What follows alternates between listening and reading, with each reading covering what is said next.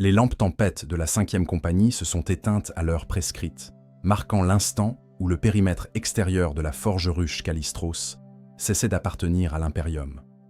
Ce qui suivit ne fut jamais consigné comme bataille, mais comme défaillance administrative, un glissement de souveraineté territoriale enregistré dans les annexes logistiques du Munitorum sous la désignation « incident de routage nocturne non résolu ». Les hommes de la ronde, 17 fantassins prélevés sur les effectifs de garde stationnaires, disparurent entre la 2e et la 3e sonnerie des cloches de veille, leur vox demeurant actif assez longtemps pour transmettre non des appels de détresse, mais des récitations liturgiques fragmentées, prononcées à rebours. L'enquête qui s'ensuivit révéla que leurs armes n'avaient pas été déchargées, que leur chronomètre s'était arrêté simultanément, et que les enregistreurs atmosphériques avaient détecté une augmentation de 7 degrés de la température ambiante sans source thermique identifiable. Aucun corps ne fut récupéré. Le commandement ordonna la reprise des rondes nocturnes dès l'aube suivante. Les hommes désignés pour la ronde de nuit avaient été sélectionnés selon les critères habituels du Munitorum. Ancienneté suffisante pour garantir la discipline, jeunesse suffisante pour supporter les cycles de veille prolongés, absence de marques disciplinaires majeures dans leur dossier de service. Le sergent Malek portait sur son uniforme les insignes de 42 mois de déploiement continu sur Calistros, durée inhabituelle qui témoignait moins de compétences exceptionnelles que d'oubli bureaucratique. Ces hommes provenaient de 6 régiments différents, amalgamés après les pertes subies durant la pacification des niveaux inférieurs, processus administratif qui effaçait l'identité régimentaire au profit d'une désignation numérique dépourvue d'histoire. Aucun d'entre eux ne se connaissait intimement. Cette absence de cohésion était considérée comme avantageuse par le commandement. Elle empêchait la formation de loyautés parallèles susceptibles de compromettre l'obéissance. Le périmètre assigné couvrait le secteur industriel désaffecté adjacent aux générateurs géothermiques secondaires, zone abandonnée depuis l'effondrement d'une cuve de refroidissement 7 années standard auparavant. Les cartographes militaires avaient classé ce territoire comme non prioritaire, notation qui signifiait l'absence de valeur stratégique plutôt que l'absence de menace.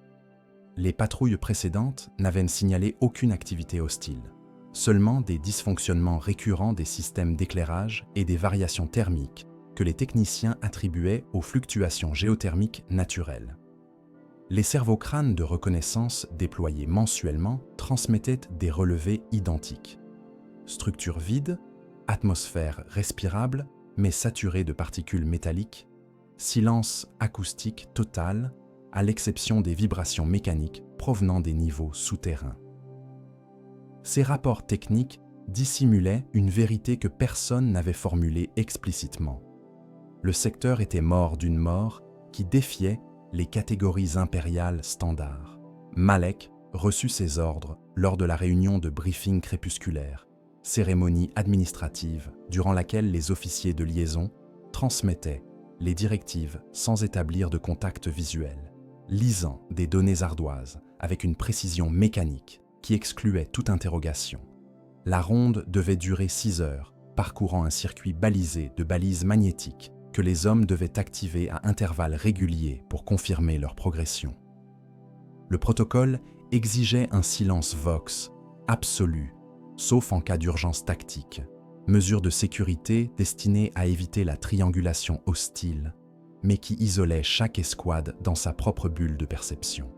Les lampes tempêtes distribuées avant le départ fonctionnaient au prométhéum raffiné, carburant rare réservé aux opérations, où l'éclairage électrique s'avérait insuffisant ou dangereux.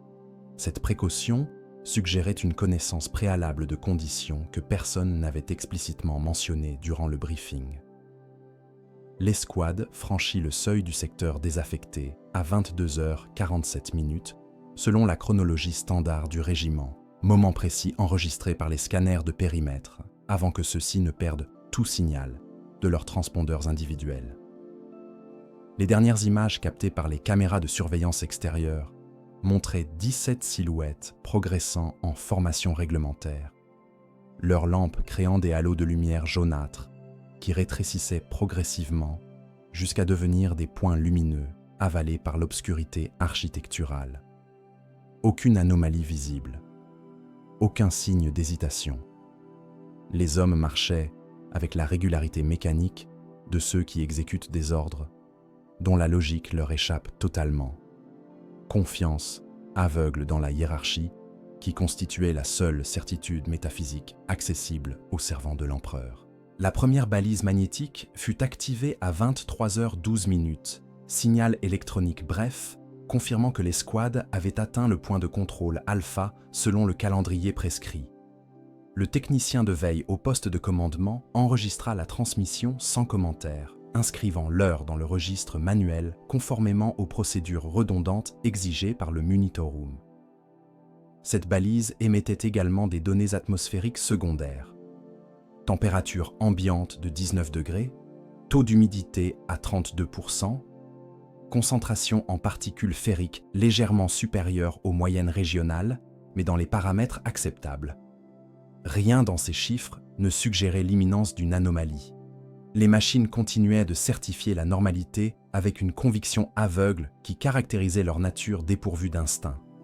Le caporal Vensk, assigné comme opérateur Vox suppléant, transmit un message vocal non autorisé à 23h28.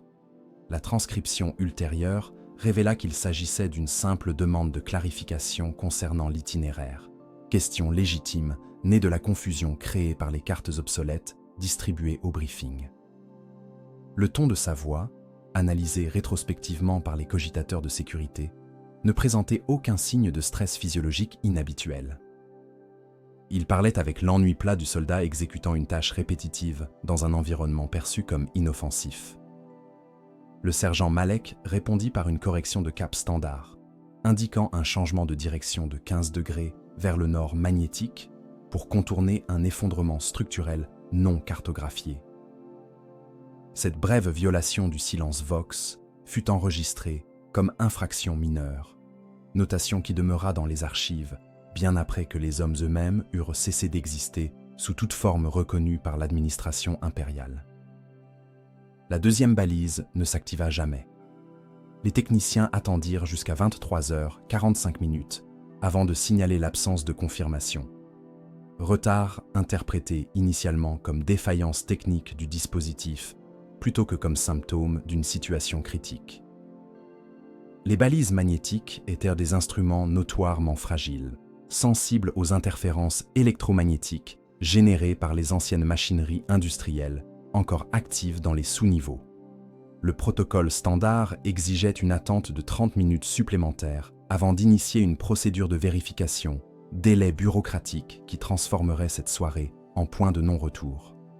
Pendant cette demi-heure, l'escouade de Malek continuait d'exister dans les registres officiels comme unité opérationnelle, alors même que la réalité de leur situation s'était déjà irrémédiablement altérée selon des modalités que nul instrument impérial ne pouvait détecter.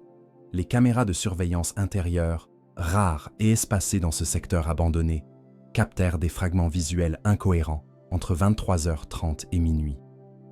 Une séquence montrait 3 silhouettes traversant un corridor à vitesse normale, leurs lampes projetant des ombres correctement proportionnées.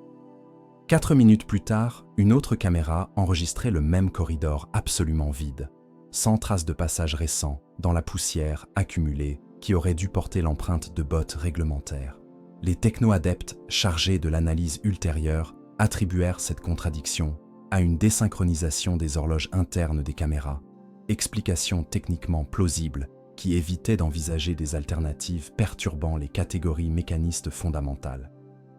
Les machines enregistraient ce qu'elles étaient programmées pour percevoir, et leurs limitations devenaient ainsi des œillères métaphysiques empêchant la reconnaissance de phénomènes situés au-delà de leurs paramètres de détection.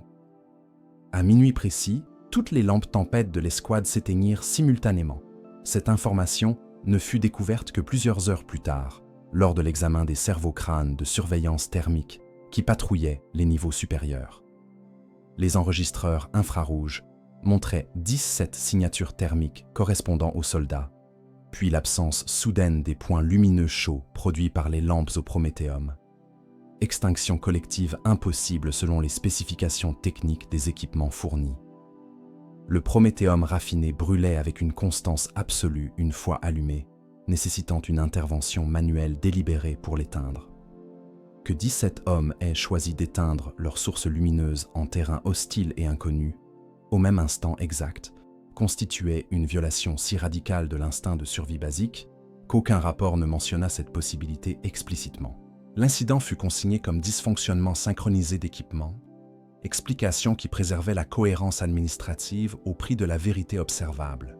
Les équipes de récupération déployées à l'aube découvrirent les lampes tempêtes abandonnées en formation géométrique parfaite, disposées selon un motif octogonal, dont le centre correspondait exactement à l'intersection de deux anciens conduits de refroidissement scellés depuis l'incident de la cuve 7 années auparavant. Chaque lampe brûlait encore, flammes stables alimentées par un prométhéum qui aurait dû s'épuiser après 6 heures de combustion continue. Les chronométreurs intégrés au réservoir indiquaient pourtant 19 heures d'utilisation ininterrompue, durée physiquement impossible selon la capacité de stockage certifiée par le Munitorum. Les techniciens prélevèrent des échantillons de carburant pour analyse, procédure standard, qui révéla une composition moléculaire identique au prométhéum raffiné standard, sans trace de contamination, ou d'additifs expliquant cette combustion prolongée. Les flammes elles-mêmes présentaient une température de 247 degrés, exactement conforme aux spécifications manufacturières, comme si les lois thermodynamiques élémentaires avaient été suspendues sans laisser de signature détectable dans les paramètres mesurables. Les fusils Lasgun gisaient à proximité immédiate des lampes, déposées plutôt qu'abandonnées en urgence. Aucune arme ne présentait de dommages structurels, aucune cellule énergétique n'avait été déchargée et les sécurités manuelles demeuraient enclenchées dans la position réglementaire de transport. L'inspection balistique, conduite par les armuriers régimentaires, confirma que ces armes n'avaient pas été utilisées depuis leur dernière maintenance de routine effectuée 48 heures avant le déploiement.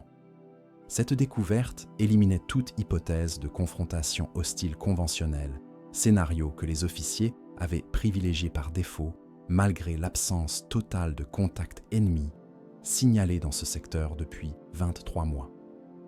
Les armures corporelles légères portaient les transpondeurs d'identification toujours actifs, émettant leur code d'authentification personnelle dans le vide architectural, signatures électroniques d'hommes qui n'existaient plus sous forme biologique, mais dont les équipements continuaient d'affirmer leur présence administrative. Le sergent Malek avait laissé son journal de patrouille à côté de sa lampe, carnet physique en papier synthétique que le règlement exigeait pour documenter les observations ne justifiant pas de transmission Vox formelle.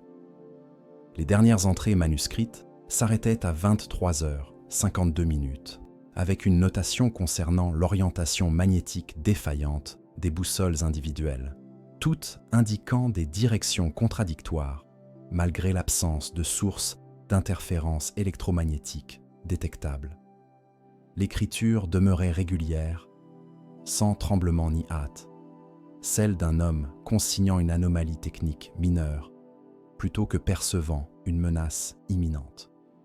La page suivante était vierge, immaculée, comme si Malek avait cessé d'exister entre deux respirations, sans avoir conscience de franchir le seuil séparant l'état de vie de celui de disparition totale. Les analyses graphologiques ultérieures ne révélèrent aucune pression accrue de la plume, aucun signe de stress psychomoteur, rien qui suggérerait qu'il avait perçu le glissement de réalité en cours.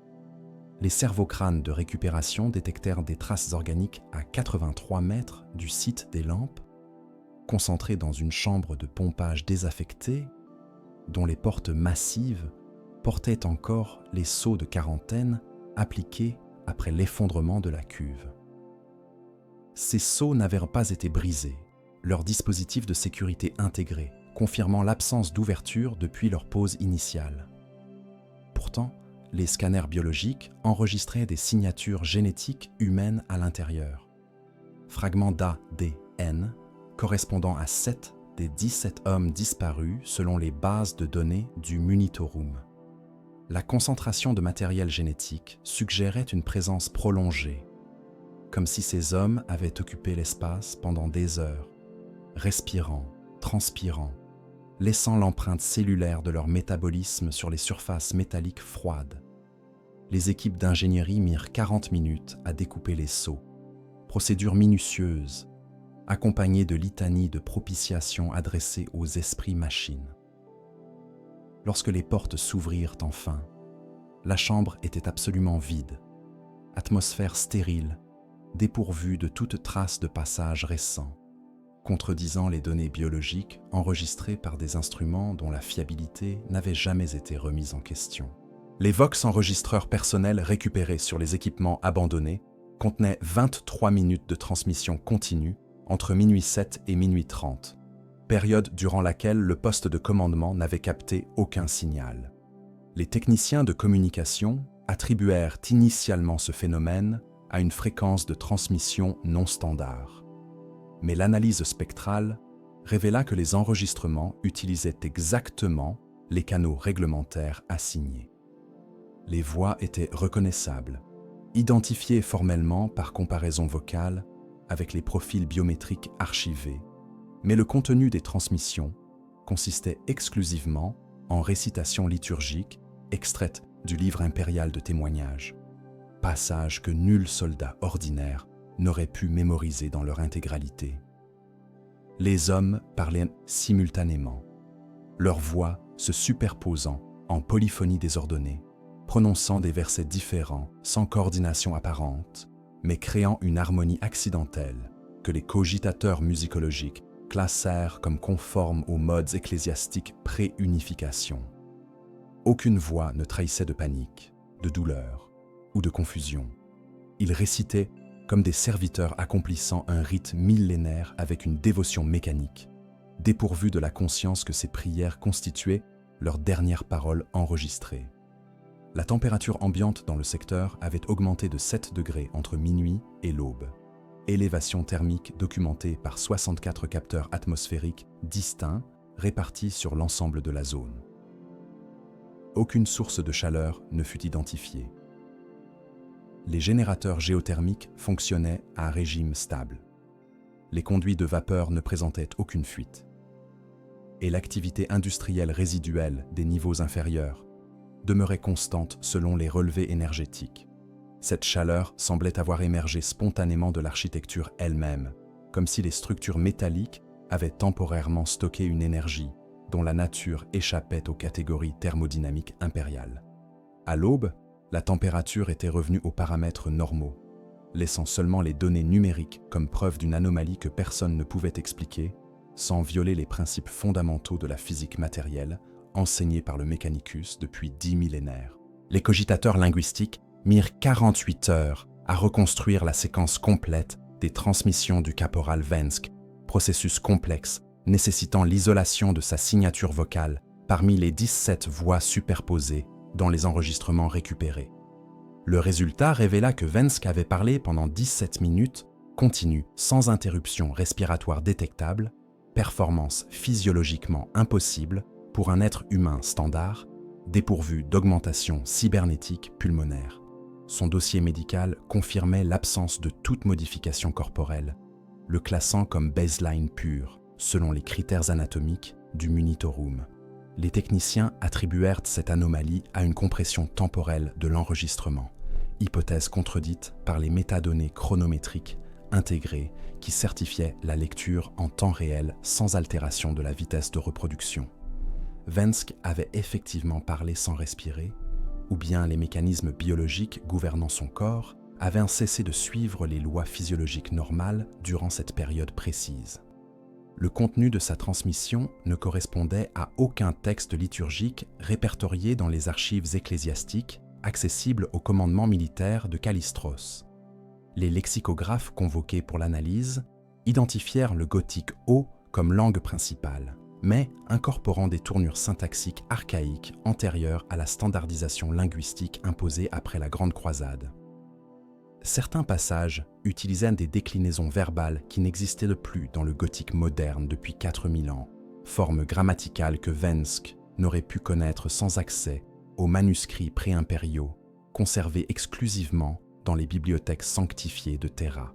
Il récitait une forme de témoignage juridique, structure oratoire appartenant au protocole de confession publique pratiqué durant l'ère des luttes, quand les accusés devaient narrer leurs transgressions devant des assemblées planétaires entières, selon des formules rituelles précises.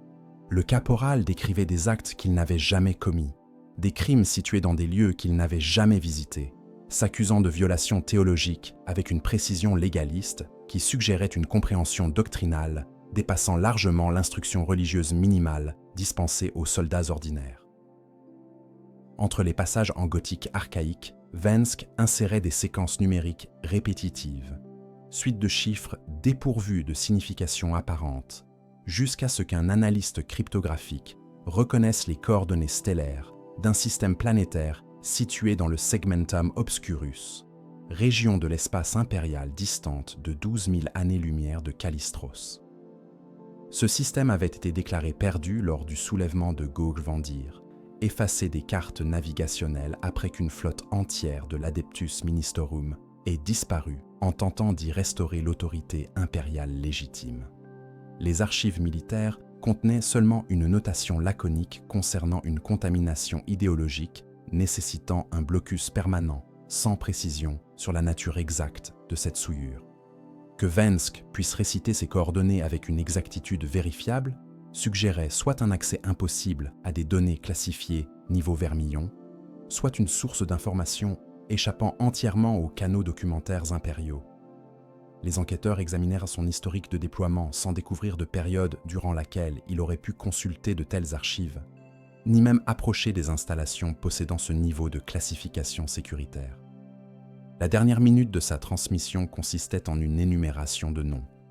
93 identités complètes prononcées avec une régularité métrique parfaite. Les officiers de renseignement identifièrent 61 de ces noms comme correspondant à des soldats morts durant la pacification des niveaux inférieurs de Calistros entre 8 et 23 mois auparavant. Aucun lien direct n'existait entre ces hommes et Vensk, qui avait servi dans des secteurs géographiquement distincts pendant toute cette période. Les 32 noms restants ne figuraient dans aucune base de données accessible, ni registre régimentaire, ni archives civiles, ni même les listes de pénitents conservées par les prêcheurs itinérants. Les phonéticiens remarquèrent que ces noms inconnus suivaient des conventions d'appellation typiques des mondes ruches du Segmentum Solar durant le 37e millénaire, structure nominative abandonnée depuis que l'Administratum avait imposé des systèmes de désignation standardisés à l'ensemble de l'Imperium. Vensk récitait des identités appartenant à des époques où ses ancêtres n'étaient pas encore nés, comme si sa bouche était devenue un conduit temporel permettant aux morts de multiples ères de prononcer leur propre nom une dernière fois à travers ses cordes vocales. La transmission s'interrompait brusquement à minuit 30 précise, coupure nette survenant au milieu d'un mot dont la seconde syllabe ne fut jamais prononcée. Les analystes sonores détectèrent une modification infime de l'ambiance acoustique dans la fraction de seconde précédant le silence, variation de pression atmosphérique équivalente à celle produite par l'ouverture soudaine d'un espace pressurisé. Aucun bruit d'explosion, d'effondrement ou de mouvement précipité n'accompagnait cette interruption. Vensk cessait simplement d'exister en tant que source sonore, comme si l'air lui-même avait décidé de ne plus transmettre les vibrations produites par son appareil phonatoire. Les équipes techniques reconstituèrent la forme d'onde complète de l'enregistrement, créant une visualisation graphique qui révéla un motif fractal complexe dans la distribution des fréquences vocales, structure mathématique que les cogitateurs reconnurent comme similaires aux harmoniques détectées dans les émissions des balises astrographiques antiques, dispositifs de navigation pré-impériaux dont les principes de fonctionnement avaient été perdus avec la chute de la Fédération humaine.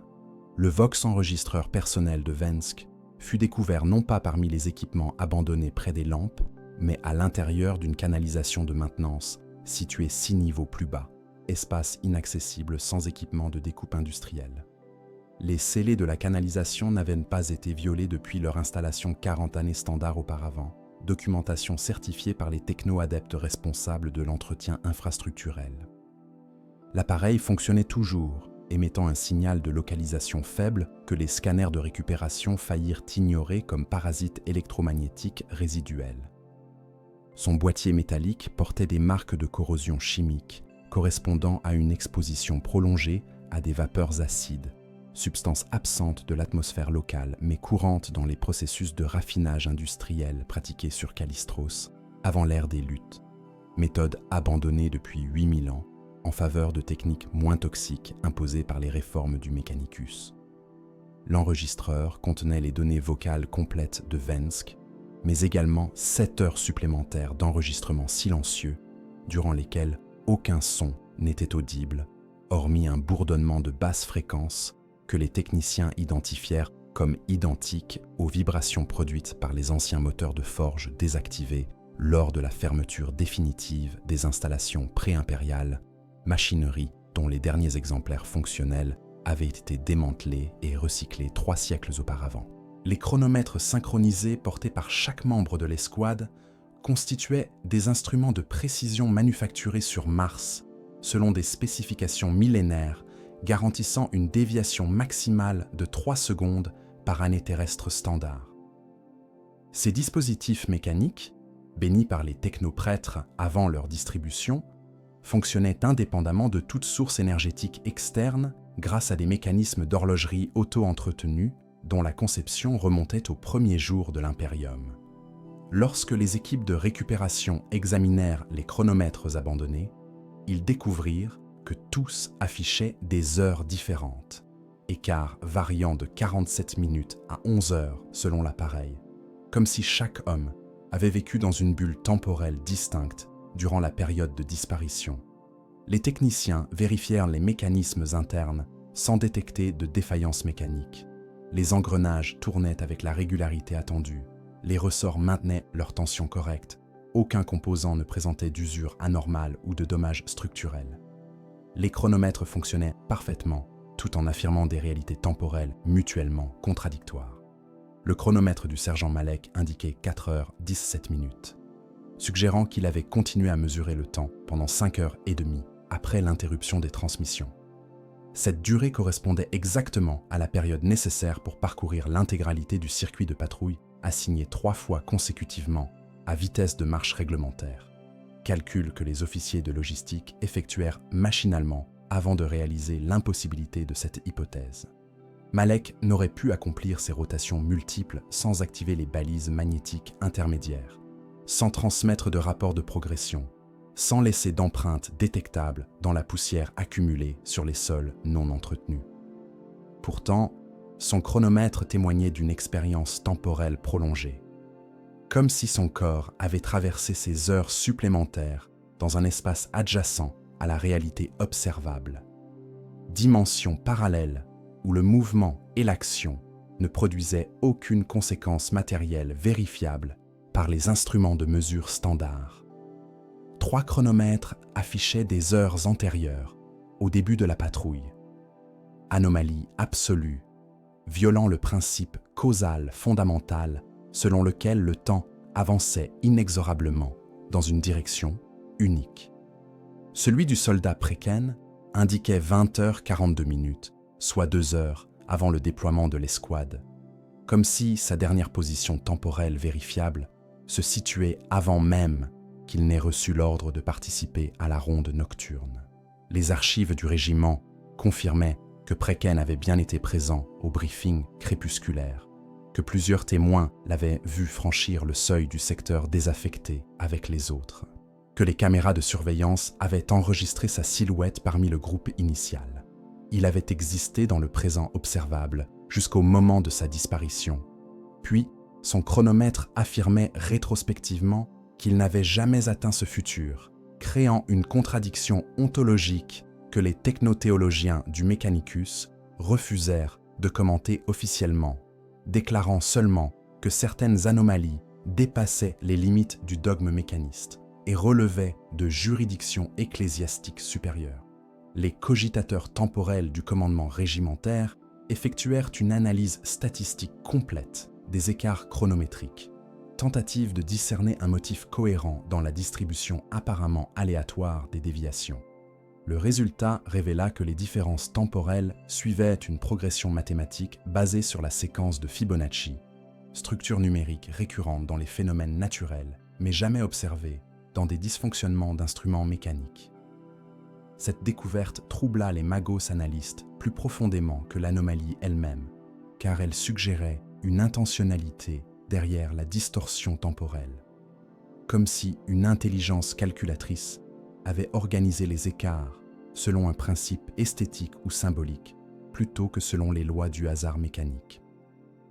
Les nombres de Fibonacci apparaissaient dans les spirales galactiques, dans la croissance organique, dans les proportions architecturales sacrées, mais jamais dans les pannes d'équipements standards.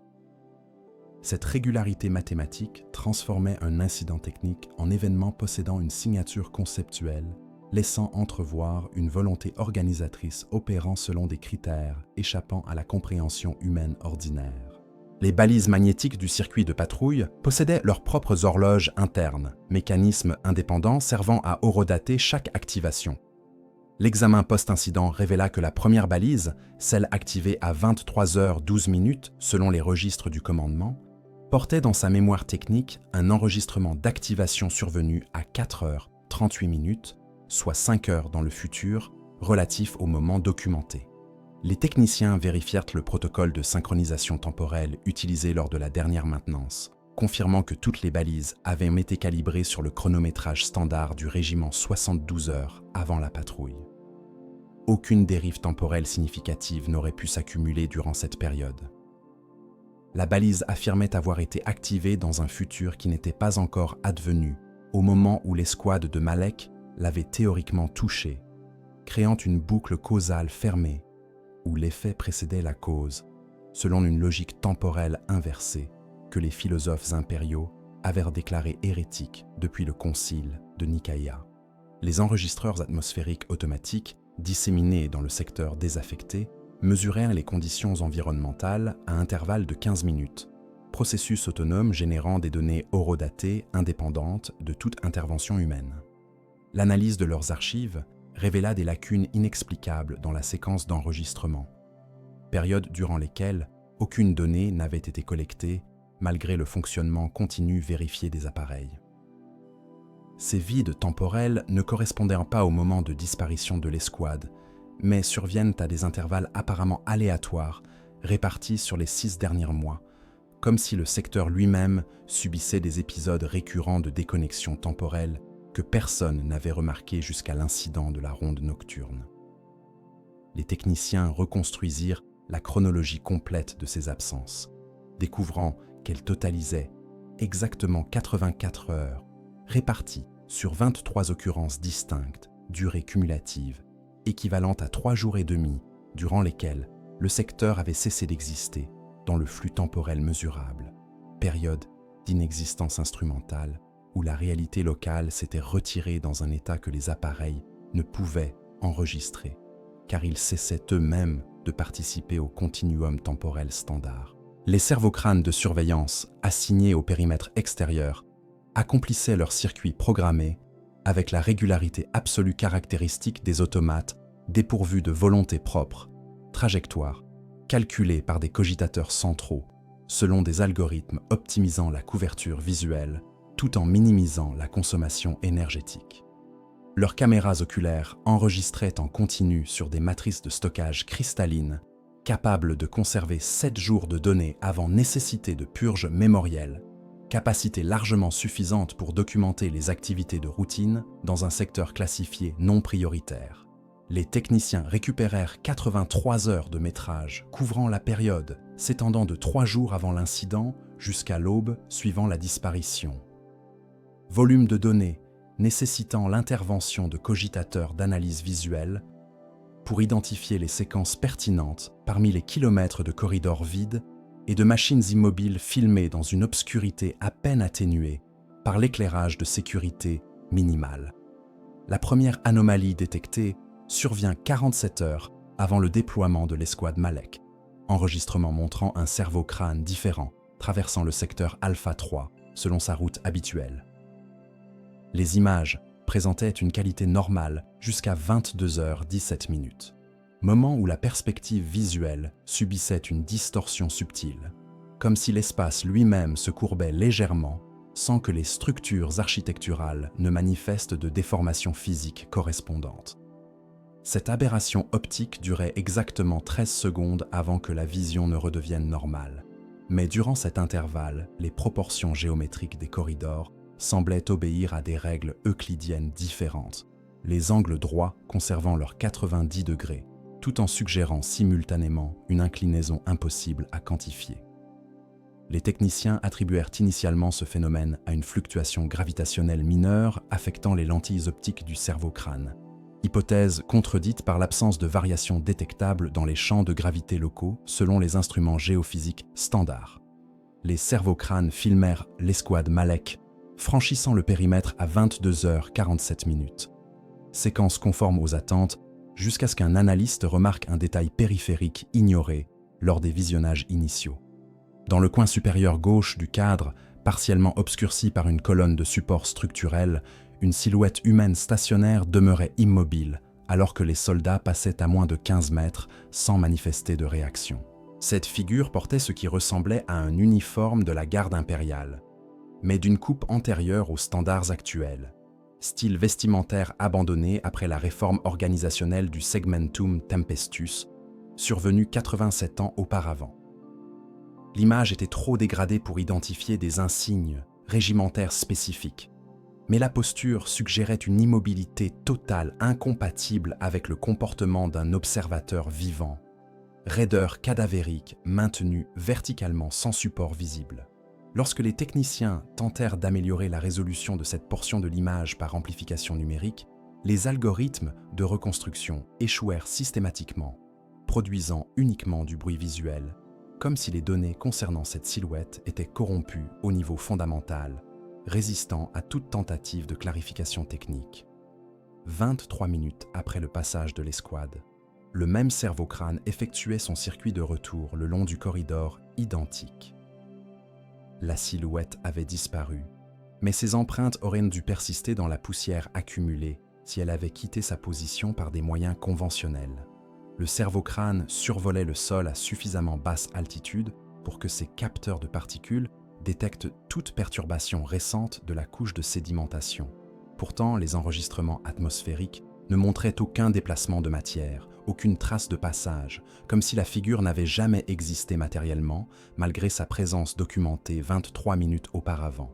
Les exoarchivistes consultés pour interpréter cette contradiction suggérèrent que certains phénomènes résiduels pouvaient imprégner les systèmes d'enregistrement sans jamais avoir possédé de substance physique, éco-visuelle, de présence historique suffisamment ancienne pour avoir transcendé les contraintes matérielles ordinaires, tout en conservant une capacité limitée d'interaction avec les instruments de perception mécanique. Entre minuit et 1h du matin, les cerveaux-crânes enregistrèrent une séquence que les cogitateurs classificateurs désignèrent comme erreur de montage temporel, jugement technique masquant une impossibilité narrative plus profonde. Les images montraient le secteur désaffecté, sous 3 perspectives simultanées, captées par des cerveaux-crânes différents patrouillant des zones distinctes. Durant 42 secondes, ces 3 flux visuels indépendants affichaient exactement la même scène. Un corridor vide, filmé depuis le même angle, avec un éclairage identique, une disposition architecturale indiscernable, comme si 3 machines situées à des kilomètres de distance avaient momentanément partagé une unique perspective commune ou filmé un espace archétypal existant en dessous de la diversité géographique apparente. Cette convergence perceptuelle violait les principes élémentaires de la géométrie spatiale, suggérant soit une défaillance systémique improbable affectant simultanément 3 unités distinctes, soit une réalité locale capable de se replier sur elle-même selon des topologies non euclidiennes échappant aux catégories architecturales standards enseignées par les écoles d'ingénierie impériale. Le dernier enregistrement pertinent provenait d'un cerveau-crâne dont le circuit l'amenait au-dessus du site où les lampes tempêtes seraient découvertes à l'aube. Les images datées de 1h24 montrèrent les lampes disposées en formation octogonale, flammes brûlant régulièrement dans l'obscurité environnante. Aucun soldat n'était visible dans le cadre. Le cerveau-crâne effectuait son passage standard, caméra balayant mécaniquement le secteur selon sa programmation prédéfinie, enregistrant la scène avec l'indifférence absolue propre aux machines dépourvues de conscience contextuelle. Ce qui troubla les analystes ne fut pas le contenu de l'image mais son horodatage, car à 1h24, les hommes de l'escouade Malek étaient théoriquement encore en vie selon la chronologie reconstruite des transmissions vocales, leurs enregistreurs personnels continuant à capter des récitations liturgiques jusqu'à 1h30. Le cerveau-crâne documentait une scène d'abandon, 6 minutes avant que cet abandon ne devienne effectif. Préfiguration visuelle d'un futur immédiat, comme si le temps local s'écoulait à des vitesses différentes selon que l'on mesurait par instrument biologique ou mécanique, chaque catégorie de perception accédant à une strate temporelle distincte du même événement progressant simultanément selon des rythmes asynchrones. Les premières équipes de récupération signalèrent une odeur persistante imprégnant le secteur désaffecté, fragrance que leur rapport décrivait comme similaire à celle de la cire d'abeille consumée lentement, substance totalement absente de l'inventaire matériel de Calistros, depuis que l'effondrement écologique planétaire avait éradiqué toute forme de vie pollinisatrice indigène 11 siècles auparavant. Cette senteur possédait une qualité anachronique troublante pour les soldats natifs de Monde Ruche, où les parfums organiques naturels n'existaient qu'en tant que données olfactives synthétiques, reproduites par des diffuseurs atmosphériques lors des cérémonies religieuses majeures. Les analyseurs chimiques portables ne détectaient aucune particule correspondant à des composés cireux dans l'atmosphère, leurs cogitateurs affichant des lectures nulles pour l'ensemble des marqueurs moléculaires associés aux substances organiques combustibles. Pourtant, chaque homme présent confirmait percevoir distinctement cette odeur avec une intensité croissante à mesure qu'il progressait vers le site des lampes abandonnées. Le caporal Dren, vétéran ayant servi dans les chapelles régimentaires comme assistant des aumôniers durant ses premières années de service, identifia spontanément la fragrance comme identique à celle produite par les cierges votifs utilisés dans les sanctuaires pré-industriels de son monde natal, Vostroya, où la tradition maintenait des pratiques liturgiques archaïques remontant au 1er siècle de l'intégration impériale. Ces cierges étaient manufacturés selon des techniques artisanales préservées par les guildes ecclésiastiques, processus impliquant la purification manuelle de cire d'origine animale mélangée à des résines sanctifiées, dont les formules constituaient des secrets transmis oralement entre générations de fabricants.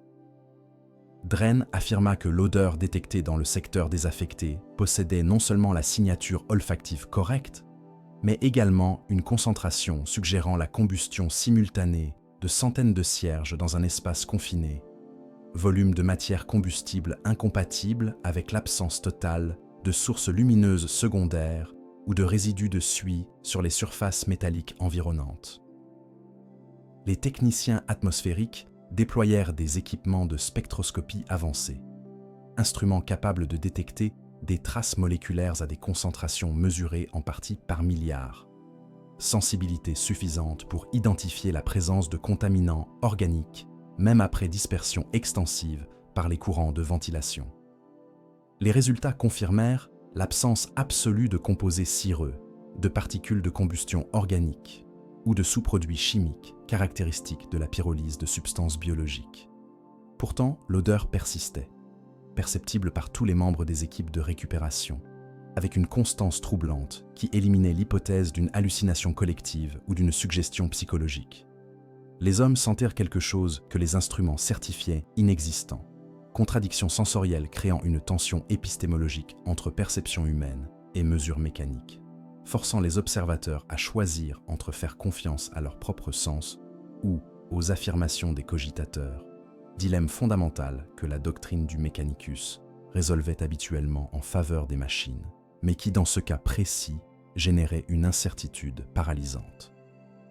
L'intensité olfactive variait géographiquement selon un gradient inexplicable, atteignant son maximum non pas au site des lampes abandonnées, comme l'auraient anticipé les équipes, mais dans un secteur adjacent où aucun élément de l'équipement de l'escouade Malek ne fut jamais découvert.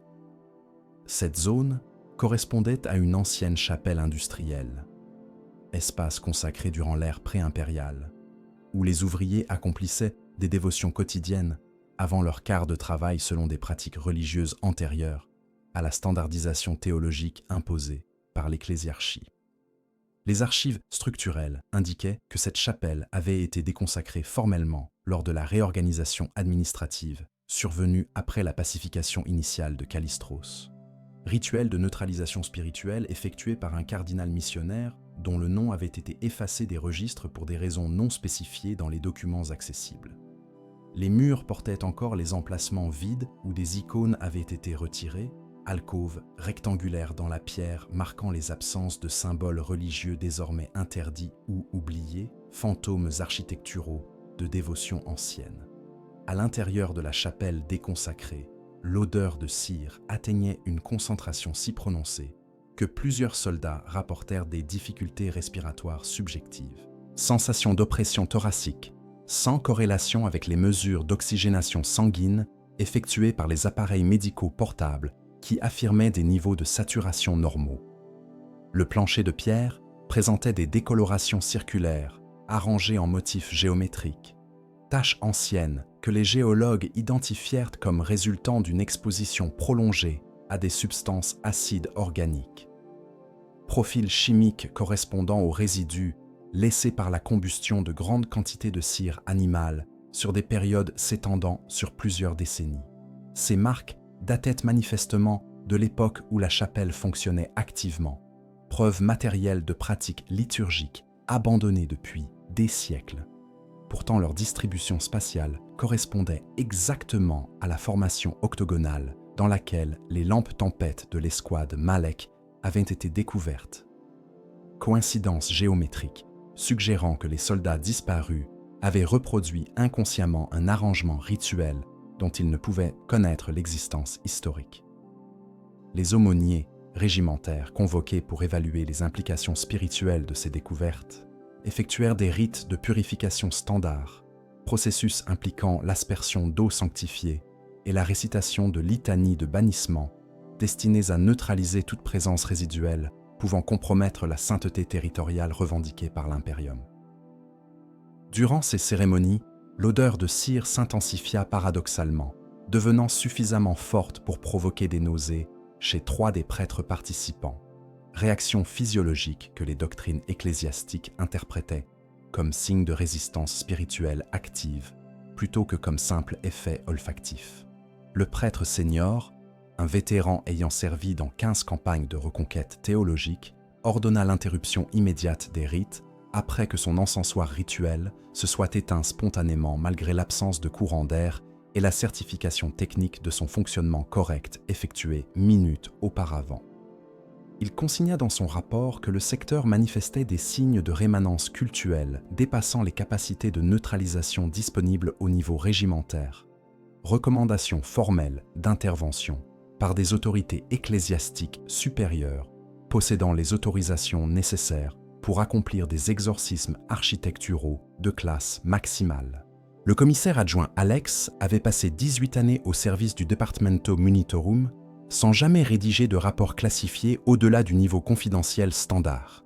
Carrière caractérisée par une gestion disciplinaire efficace, mais dépourvue d'incidents, nécessitant l'attention des échelons supérieurs de la hiérarchie politico-militaire. Son témoignage concernant les événements de la ronde nocturne fut consigné 4 jours après la disparition, délai inhabituel que les enquêteurs attribuèrent initialement à des obligations administratives de routine avant de découvrir que Alex avait en réalité passé 73 heures en observation médicale volontaire, période durant laquelle il avait refusé de communiquer verbalement, limitant ses interactions avec le personnel soignant à des gestes minimaux et à l'écriture de notes laconiques sur papier physique. Les médecins militaires ne détectèrent aucune pathologie physiologique justifiant ce mutisme temporaire. Leurs examens neurologiques révélant une activité cérébrale normale, selon les paramètres standards utilisés pour évaluer les traumatismes psychologiques post-combat. Alex avait été l'officier superviseur ayant autorisé le déploiement de l'escouade Malek, responsabilité administrative routinière, impliquant la vérification des documents de mission et l'apposition de sa signature d'authentification sur les ordres de patrouille. Il n'avait pas accompagné l'escouade dans le secteur désaffecté, demeurant au poste de commandement selon les protocoles standards qui exigeaient qu'un officier commissarial reste disponible pour traiter les questions disciplinaires émergeant durant les opérations nocturnes. Sa dernière interaction directe avec les hommes avait eu lieu lors du briefing crépusculaire, durant lequel il avait prononcé l'allocution motivationnelle réglementaire, récitation standardisée de maximes impériales concernant le devoir, la vigilance et l'honneur du sacrifice. Selon les témoins présents, Alex avait accompli cette tâche avec son détachement professionnel habituel, sans manifestation émotionnelle particulière ni déviation du texte prescrit conservé dans les manuels commissariaux depuis des générations. Son témoignage écrit, document de 87 pages rédigé à la main avec une calligraphie inhabituellement précise, commençait par une déclaration affirmant qu'il avait observé la disparition de l'escouade en temps réel, malgré sa position physique au poste de commandement situé à 3 km du secteur désaffecté. Cette affirmation initiale contredisait les lois fondamentales de la perception spatiale, impossibilité que Alex reconnaissait explicitement avant d'insister sur la véracité littérale de son expérience. Il décrivait avoir ressenti une transition perceptuelle soudaine à minuit précis, moment où sa conscience s'était déplacée ou dédoublée, lui permettant de percevoir simultanément son environnement immédiat au poste de commandement et les événements se déroulant dans le secteur désaffecté, comme si sa vision avait acquis une propriété omnisciente limitée, capacité anormale qu'il qualifiait non de don ou de pouvoir, mais de violation involontaire de l'intégrité cognitive qu'il avait toujours considérée comme définissant la nature humaine baseline. Les détails qu'il fournissait concernant les derniers moments de l'escouade correspondaient à certains éléments découverts ultérieurement par les équipes de récupération, corrélation partielle, suggérant que son témoignage possédait une forme de validité factuelle, malgré l'impossibilité de son mode d'acquisition. Il décrivait les hommes s'arrêtant simultanément au centre d'une intersection de corridors, immobilité collective survenue sans ordre verbal ni signal visible, comme si une volonté extérieure avait suspendu leur mouvement en préservant leurs postures exactes. Alex affirmait avoir perçu l'absence de panique ou de confusion chez les soldats, remplacée par une acceptation tranquille, qu'il comparait à celle observée chez les hommes attendant l'exécution pour désertion, résignation face à un destin déjà accompli bien que non encore matérialisé. Les soldats demeuraient conscients selon son observation, leurs yeux bougeant normalement, mais leur corps avait cessé de répondre aux commandes volontaires, paralysie sélective épargnant les fonctions autonomes tout en supprimant toute capacité d'action délibérée. Ce qui suivit cette immobilisation collective échappait aux catégories descriptives disponibles dans le gothique standard, obligeant Alex à employer des métaphores architecturales et théologiques pour transmettre une expérience dépourvue de vocabulaire approprié. Il décrivait l'espace environnant les soldats comme subissant une transformation qualitative, les murs et les plafonds conservant leur forme géométrique tout en acquérant une profondeur supplémentaire, et dimensions additionnelles se déployant perpendiculairement aux 3 axes spatiaux conventionnels, sans que cette expansion ne soit visible en tant que mouvement physique. Les soldats demeuraient immobiles dans la réalité tridimensionnelle, observable, mais, selon la perception de Alex, ils s'enfonçaient simultanément dans cette profondeur nouvellement manifestée. Processus de disparition progressive qui ne ressemblait ni à un déplacement, ni à une dissolution, mais à une réabsorption dans une couche sous-jacente de la réalité locale, strate ontologique existant en permanence sous la surface perceptible, mais normalement inaccessible à la conscience humaine ordinaire. Alex affirmait avoir perçu des présences accompagnant cette transition, entités qu'il se refusait à qualifier de démoniaques ou d'hostiles malgré leur altérité évidente, les décrivant plutôt comme des fonctionnaires de processus naturels inconnus, agents d'un mécanisme cosmique accomplissant une tâche administrative dans un registre existentiel échappant à la juridiction impériale.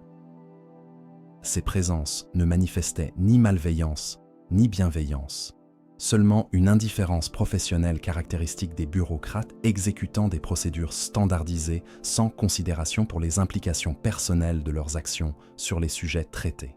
Le commissaire adjoint employait un vocabulaire délibérément neutre pour décrire ces entités, évitant soigneusement toute terminologie qui pourrait les classifier comme manifestation du warp ou comme xénos, prudence linguistique suggérant une conscience aiguë que son témoignage pourrait être interprété comme preuve de corruption idéologique justifiant des mesures punitives sévères.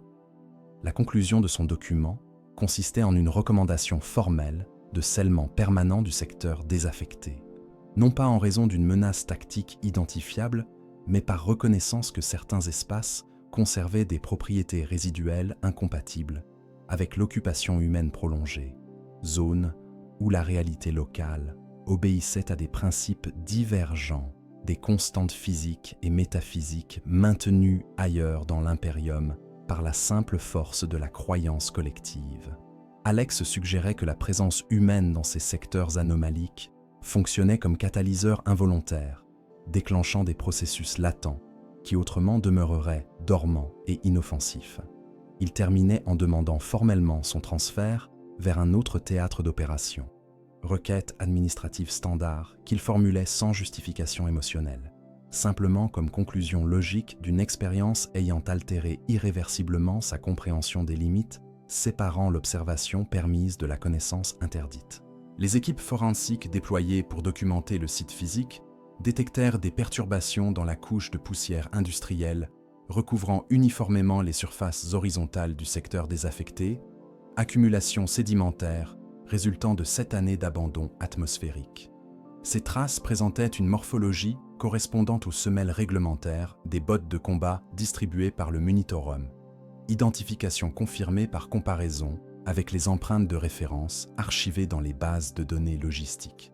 La profondeur des impressions suggérait un poids corporel compatible avec des soldats équipés du chargement standard de patrouille nocturne. Calcul biomécanique ne révélant aucune anomalie dans les premières analyses superficielles. Ce qui perturba les techniciens forensiques ne fut découvert qu'après cartographie tridimensionnelle complète du site, processus révélant que certaines empreintes apparaissaient sur des surfaces verticales et au plafond, orientation défiant les contraintes gravitationnelles fondamentales gouvernant le mouvement humain dans des environnements à gravité planétaire standard. Les premières empreintes au plafond furent identifiées à 17 mètres du site des lampes abandonnées, séquence de 4 impressions de semelle gauche espacées régulièrement, comme si un homme avait marché le long de la surface supérieure du corridor, en maintenant une adhérence impossible. Aucun équipement magnétique ou à vide n'avait été distribué à l'escouade Malak, leurs inventaires confirmant l'absence de dispositifs permettant l'escalade ou la progression sur surface non conventionnelle.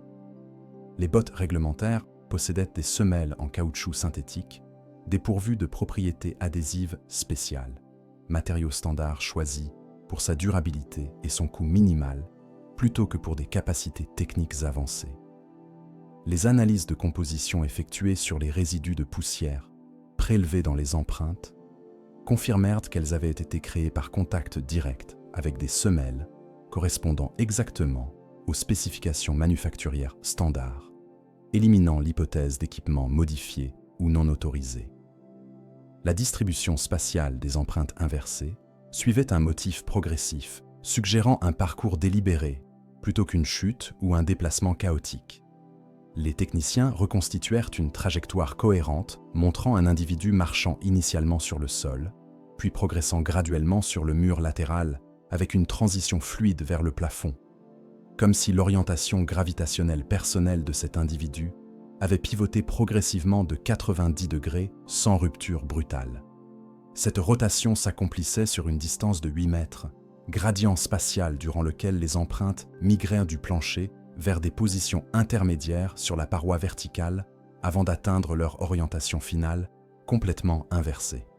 Aucune marque de glissement, aucune trace de déséquilibre n'accompagnait cette transition, les impressions conservant une profondeur uniforme, indiquant une démarche assurée, maintenue malgré le changement radical de référentiel gravitationnel. 3 autres trajectoires similaires furent cartographiées dans des secteurs adjacents, chacune présentant des caractéristiques morphologiques distinctes, correspondant à des individus différents selon l'analyse comparative des dimensions de semelles et des particularités d'usure. Une séquence particulièrement troublante montrait 2 ensembles d'empreintes convergentes, l'une progressant normalement sur le sol, tandis que l'autre avançait simultanément au plafond dans la direction opposée, comme si deux hommes avaient marché l'un vers l'autre en obéissant à des champs gravitationnels mutuellement inversés, tout en partageant le même corridor physique. Les empreintes se croisaient à un point central où les techniciens détectèrent une perturbation circulaire de la poussière suggérant une interaction brève, peut-être une pause ou un moment d'hésitation, avant que les deux trajectoires ne continuent dans leurs orientations respectives sans déviation notable. Cette rencontre impossible entre deux référentiels gravitationnels contradictoires ne laissait aucune trace de collision, de confusion ou d'ajustement comportemental, comme si les individus concernés avaient perçu leur situation respective comme parfaitement normale. Les cogitateurs gravimétriques, amenés pour détecter d'éventuelles anomalies dans le champ gravitationnel local, enregistrèrent des valeurs strictement conformes aux paramètres planétaires standards. Intensité de 9,83 mètres par seconde, carré orienté uniformément vers le centre de masse de Kallistros, sans variation régionale significative. Aucune source de gravité artificielle n'existait dans le secteur désaffecté, les générateurs antigravité ayant été démantelés et relocalisés lors de la fermeture des installations industrielles. Les techniciens du Mechanicus effectuèrent des mesures redondantes, utilisant 3 types d'instruments distincts, calibrés selon des principes physiques différents, tentative d'éliminer toute possibilité d'erreur systématique.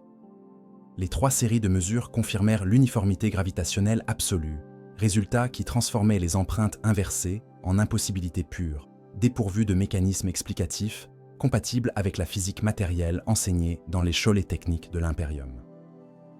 Un magos analyste proposa une hypothèse alternative, suggérant que les empreintes au plafond n'étaient pas des traces de déplacement physique, mais des impressions résiduelles laissées par des événements passés, échos matériels de trajectoires accomplies dans une époque antérieure où la configuration spatiale du secteur différait de sa structure actuelle. Cette théorie impliquait que l'architecture avait subi des réorientations majeures, peut-être des rotations complètes, durant des phases de reconstruction, transformant d'anciens plafonds en planchers et inversement. Les archives structurelles furent consultées sans révéler de documentation supportant cette hypothèse. Les plans originaux montrant que le secteur avait maintenu son orientation architecturale constante depuis sa construction initiale durant la phase de colonisation pré-impériale. Le magos révisa alors sa proposition, suggérant que les empreintes représentaient non des traces matérielles conventionnelles, mais des impressions mnésiques inscrites dans la substance même du métal et de la pierre. Mémoire architecturale, conservant l'enregistrement de présences passées selon des modalités dépassant la simple physique de contact entre matière, processus quasi mystique, qu'il reconnaissait comme situé aux limites du dogme mécaniste orthodoxe, mais qu'il jugeait nécessaire pour réconcilier les données observables avec les lois physiques fondamentales qu'il ne pouvait se résoudre à abandonner. Les armuriers régimentaires entreprirent l'examen systématique des 17 fusils Lasgun récupérés sur le site des lampes abandonnées, procédure standardisée exigeant la vérification de l'état mécanique, du niveau de charge énergétique et de l'historique d'utilisation enregistré par les compteurs intégrés à chaque arme. Ces dispositifs mécaniques simples incrémentaient un registre numérique à chaque décharge, mémoire permanente gravée physiquement dans des roues dentées métalliques, impossible à falsifier, sans laisser de traces évidentes de manipulation. Les compteurs affichaient tous 0 décharge depuis la dernière réinitialisation effectuée lors de la maintenance de routine précédant le déploiement, confirmation que les soldats de l'escouade Malek n'avaient activé aucune arme durant leur patrouille. Les cellules énergétiques demeuraient chargées à 97% de leur capacité maximale, déplétion minime correspondant uniquement à la décharge passive naturelle survenant dans les batteries au repos, phénomène électrochimique inévitable mesuré à environ 1% par période de 24 heures. Cette absence totale d'activité défensive contredisait les protocoles d'engagement gravés dans la formation de chaque garde impériale depuis les premiers jours de recrutement, conditionnement psychologique transformant la réponse à la menace perçue en réflexe automatique, contournant les processus décisionnels conscients. Un soldat correctement entraîné déchargerait son arme face à une hostilité manifeste avant même d'avoir formulé mentalement l'intention de tirer. Réaction neurologique cultivée par des années d'exercice répétitif, conçue pour éliminer l'hésitation fatale, séparant la perception du danger de l'action défensive. que 17 hommes aient simultanément omis d'employer leurs armes suggérait soit une absence totale de menace perceptible, justifiant une réponse armée, soit une suppression complète de leur capacité réactive par un mécanisme dépassant les inhibitions psychologiques ordinaires. Les instructeurs de combat consultés pour évaluer cette anomalie ne purent identifier de scénario tactique plausible expliquant un désarmement volontaire collectif dans un environnement non sécurisé sans communication préalable ni ordre explicite. Les sécurités manuelles demeuraient enclenchées sur 15 des 17 armes, position réglementaire de transport indiquant que les soldats n'avaient jamais anticipé la nécessité de préparer leurs fusils pour un tir immédiat. 2 armes présentèrent des sécurités déverrouillées, configuration de combat suggérant que leurs porteurs avaient à un moment perçu une situation justifiant une préparation défensive accrue.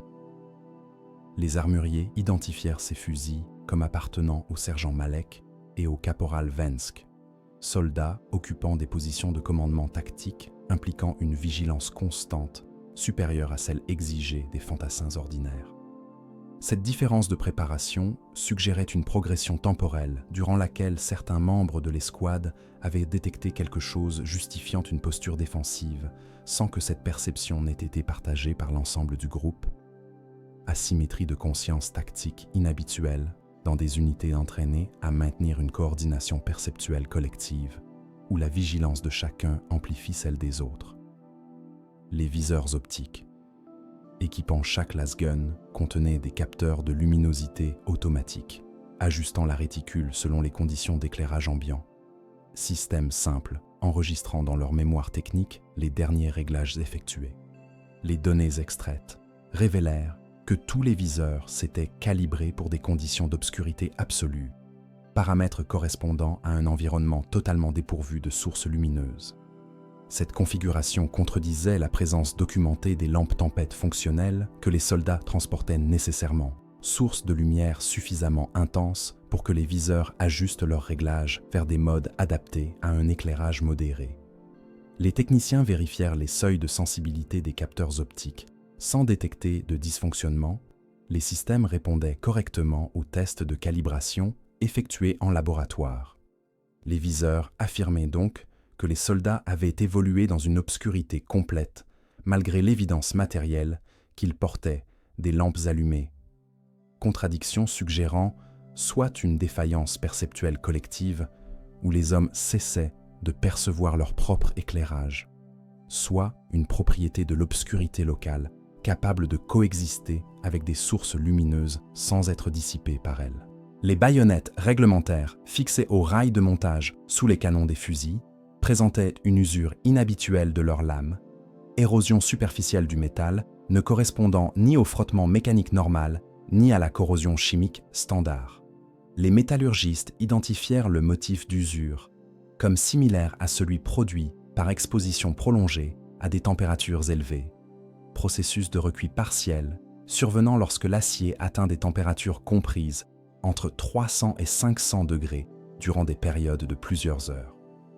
Pourtant, les baïonnettes ne portaient aucune décoloration thermique caractéristique, aucune modification de leur trempe structurelle, aucun signe de contrainte thermomécanique au-delà de cette usure superficielle mystérieuse. Les scientifiques matériels consultés proposèrent que les lames avaient subi une forme de vieillissement accéléré, dégradation temporelle condensée, transformant ce qui aurait normalement nécessité des décennies d'utilisation en quelques heures d'exposition à un environnement possédant des propriétés chronologiques anormales, hypothèse qu'il reconnaissait comme spéculative, mais qu'il ne pouvait rejeter face à l'absence d'explications alternatives compatibles avec les observations matérielles documentées. Les sangles de transport en cuir synthétique attachées au fusil montraient une fragilité inhabituelle, le matériau se désintégrant partiellement lorsque manipulé par les armuriers durant l'inspection. L'analyse chimique révéla une dépolymérisation avancée des chaînes moléculaires constituant le synthétique, dégradation normalement observable seulement dans des matériaux exposés pendant des siècles au rayonnement ultraviolet intense ou au cycle thermique extrême.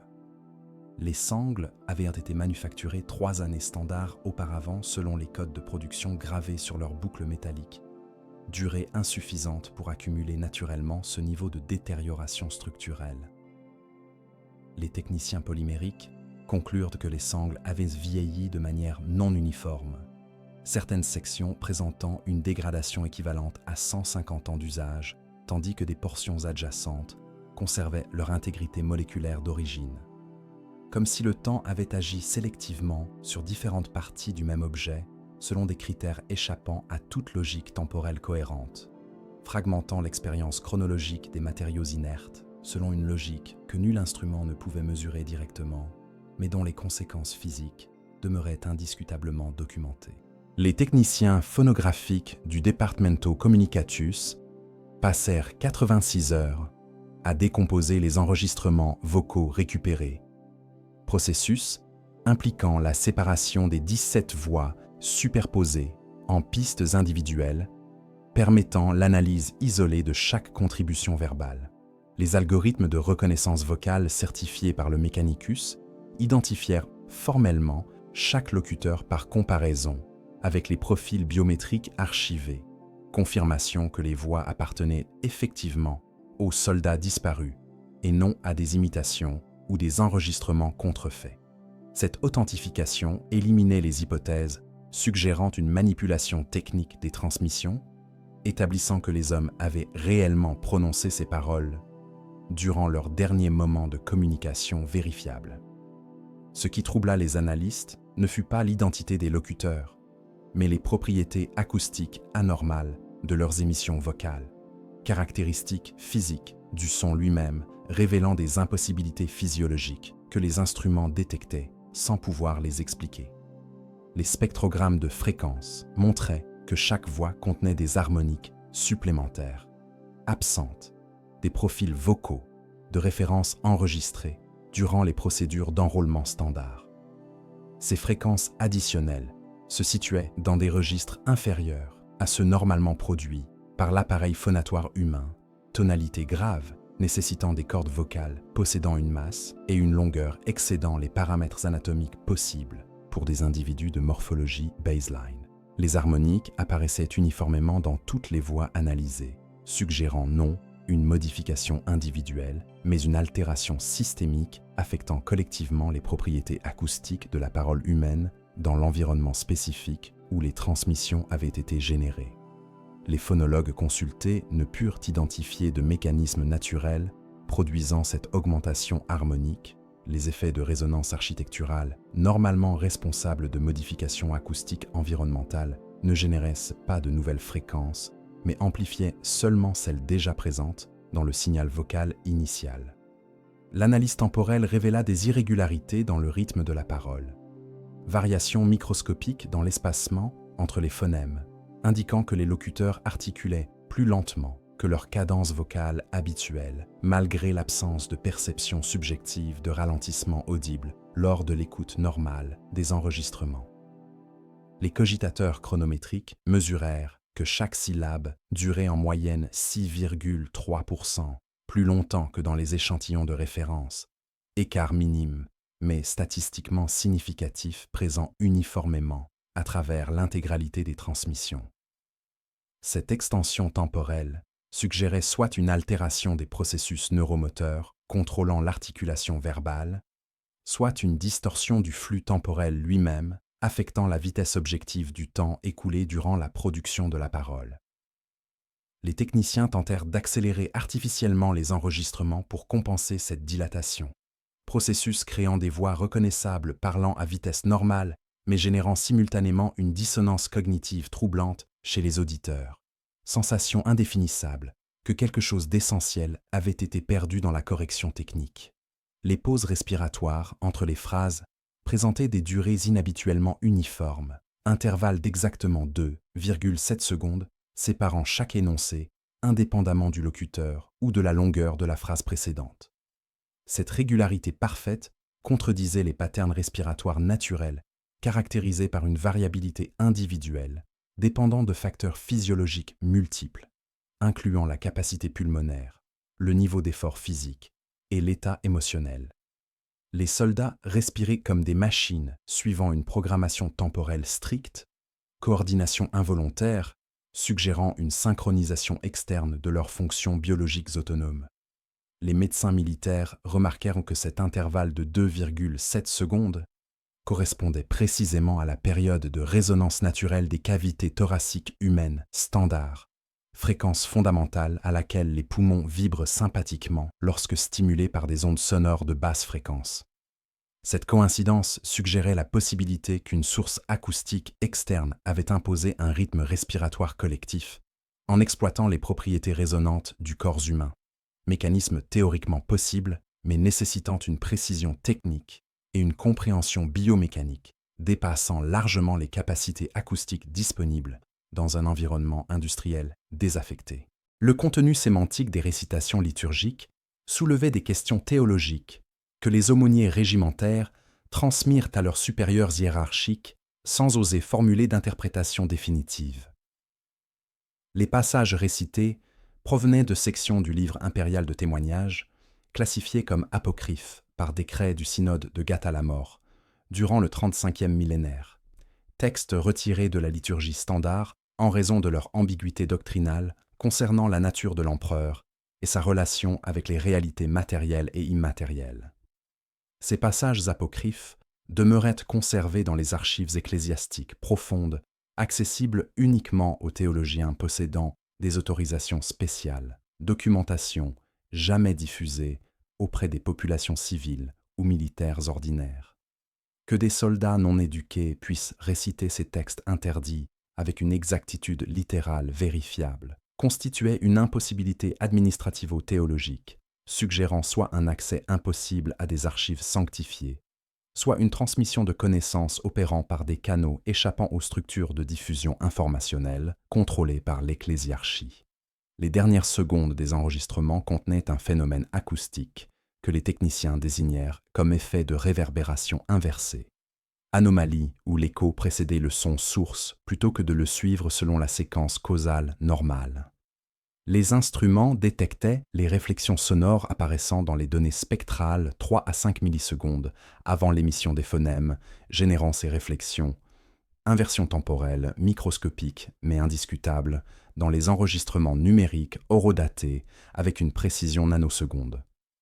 Ce phénomène violait les principes fondamentaux de la propagation acoustique, où les ondes sonores se déplacent à vitesse finie à travers un médium, nécessitant un délai mesurable entre l'émission et la réception des échos réfléchis par les surfaces environnantes. Les physiciens acoustiques consultés ne purent proposer de mécanisme compatible avec les lois thermodynamiques standards, l'effet observé nécessitant soit une propagation sonore à vitesse négative, soit une préconnaissance temporelle permettant aux surfaces réfléchissantes de générer des échos avant que les sons originaux n'aient été produits. Alternative également impossible dans un univers obéissant aux contraintes de causalité linéaire enseignées comme vérité fondamentale inviolable dans toutes les scoles scientifiques de l'impérium.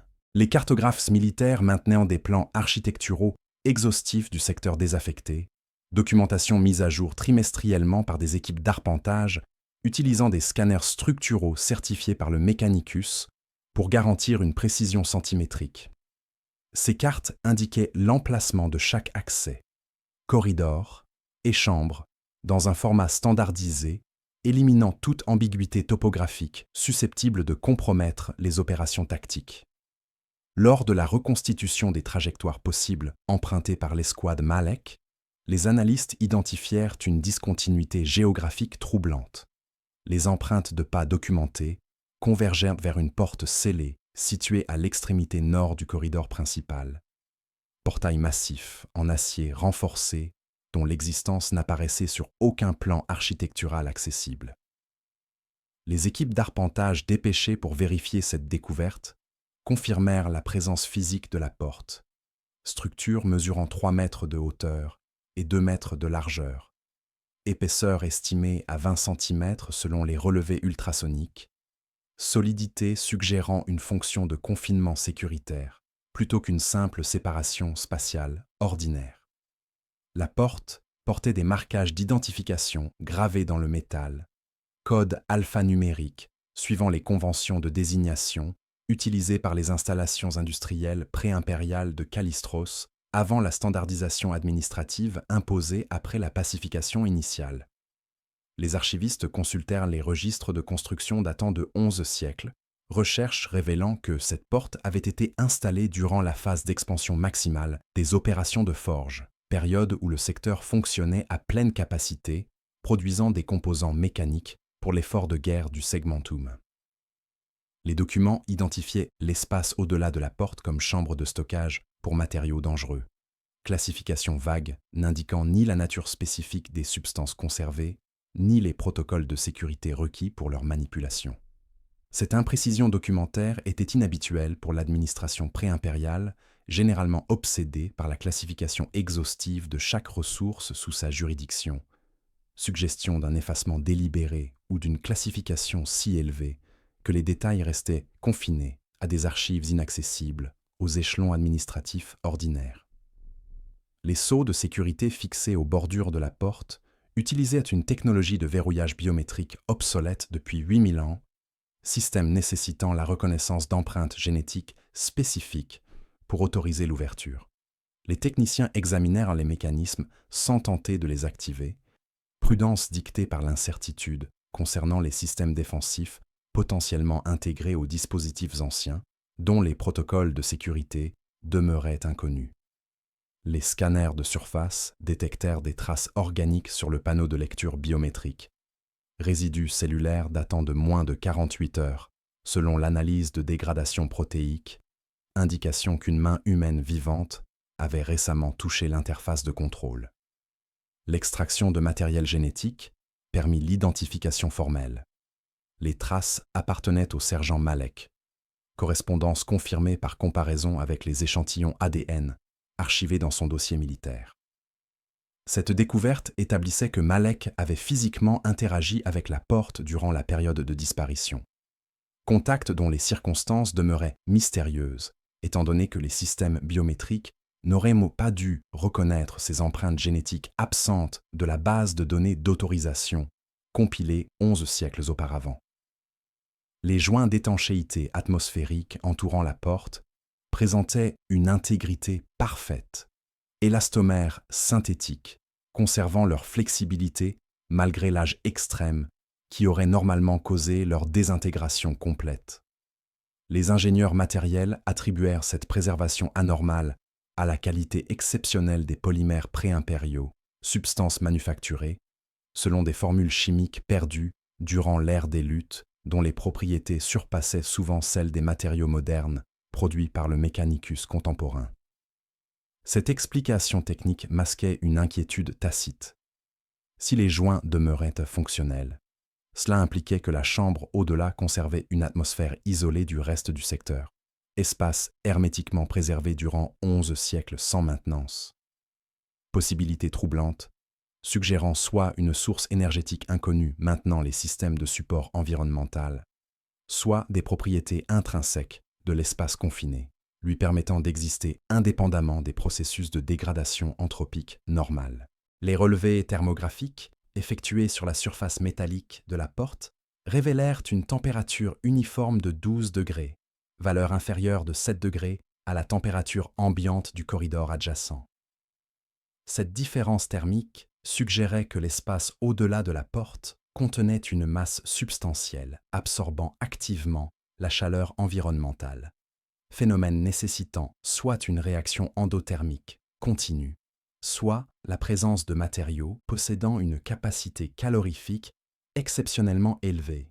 Les scanners à pénétration limitée ne parvenaient pas à caractériser le contenu de la chambre, leurs signaux étant absorbés ou réfléchis selon des patterns incohérents, suggérant une composition interne hétérogène défiant la modélisation structurale standard.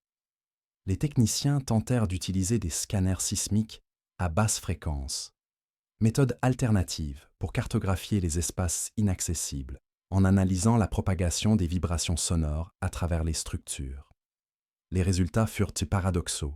Les ondes acoustiques indiquaient simultanément une chambre vide et un espace rempli de matière dense, contradiction instrumentale que les opérateurs attribuèrent initialement à des interférences avant de vérifier que leurs équipements fonctionnaient correctement, selon tous les protocoles de calibration. Le commandement militaire ordonna l'ouverture forcée de la porte après 6 jours de délibération. Décision motivée moins par curiosité stratégique que par nécessité administrative de résoudre une anomalie documentaire troublant la complétude cartographique du secteur. Les équipes d'ingénierie déployèrent des découpeurs thermiques industriels, processus lent nécessitant 42 heures de travail continu pour perforer le métal renforcé. Durant cette période, plusieurs techniciens rapportèrent des sensations de malaise croissant, nausées légères et vertiges, sans corrélation avec les lectures atmosphériques, confirmant une qualité d'air normale. Ces symptômes disparaissaient immédiatement lorsque les individus affectés s'éloignaient de la porte au-delà d'une distance de 20 mètres, limite spatiale précise suggérant un effet de proximité plutôt qu'une contamination environnementale diffuse. Les médecins militaires effectuèrent des examens sans détecter de pathologie physiologique, classifiant les plaintes comme manifestations psychosomatiques résultant du stress opérationnel, diagnostic standard employé pour rationaliser des symptômes dépourvus d'étiologie médicale identifiable selon les catégories nosologiques impériales. Le colonel Vashti convoqua une assemblée restreinte, réunissant 7 officiers supérieurs dans une salle de conférence scellée, où les enregistreurs automatiques avaient été désactivés, conformément au protocole de délibération classifié, mesure garantissant que les discussions demeureraient dépourvues de documentation officielle susceptible de révision ultérieure par les échelons hiérarchiques supérieurs. Cette absence d'archivage constituait une violation technique des règlements administratifs exigeant la traçabilité complète des décisions de commandement. Transgression que Vashti justifiait par invocation d'une clause obscure concernant les situations de sécurité opérationnelle extrême où la préservation de l'information pouvait compromettre l'intégrité stratégique régionale. Les officiers présents comprenaient parfaitement que cette justification servait principalement à créer une séparation dénégable entre leur délibération et les conséquences administratives potentielles de leurs conclusions. Protection bureaucratique permettant des recommandations franches impossibles dans un contexte formellement enregistré.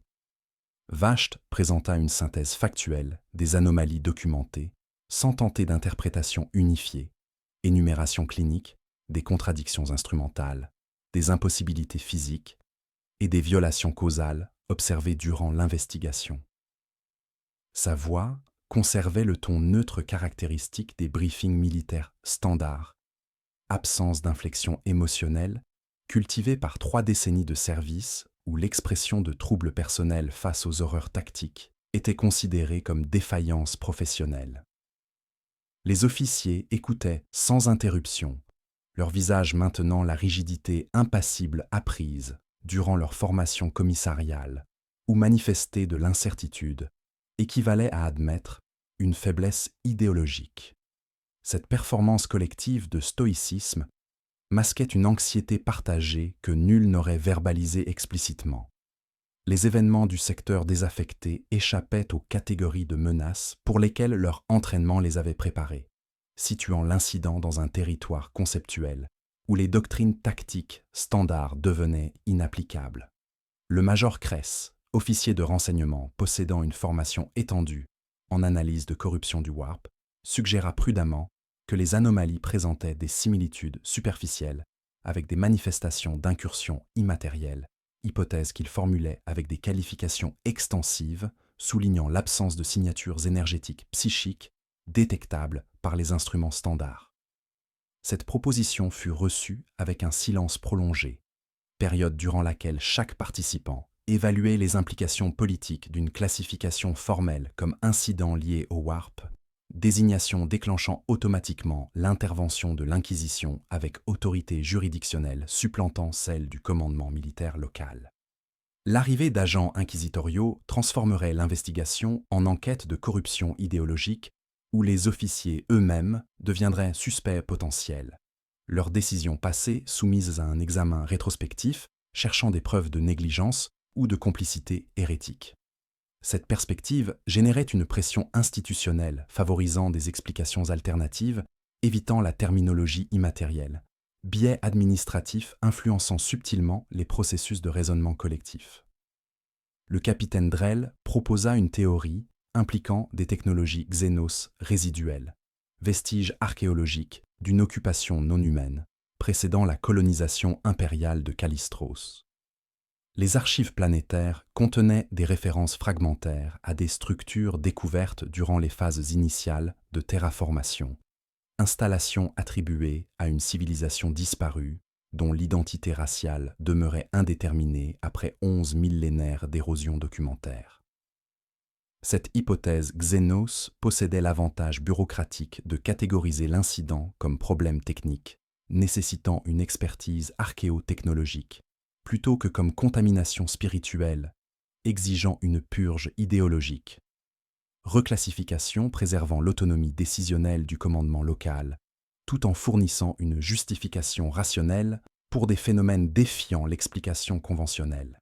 Les officiers discutèrent cette possibilité avec un enthousiasme mesuré, reconnaissant tacitement sa fonction protectrice, même si les preuves matérielles supportant une origine xénos demeuraient essentiellement absentes des données collectées.